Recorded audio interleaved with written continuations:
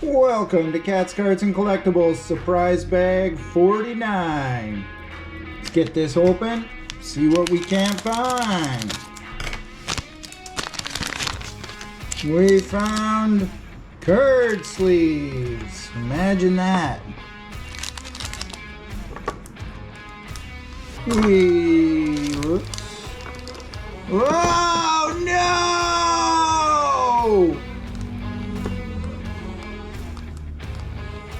At least the card sleeve stayed up.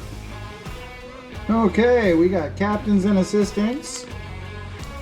And we got Canadian teams, 3 cards. Nice. And we'll start off with the captains and assistants. Why not? What do we got? What do we got? We got a Claude Giroux. We got a nice Lanny McDonald right there. I like that card. And we got a Nick Paul. Okay. Now we're off to the 3 cards of a Canadian team. What team will it be? What am I looking at here? Well, we got this card right here. It's a... I can't see the name. Well, there it is if you want a better look at it.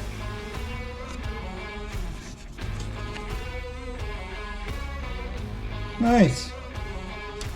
What do we got here? Can I pronounce his name? We got a John Leclerc for your Montreal Canadiens.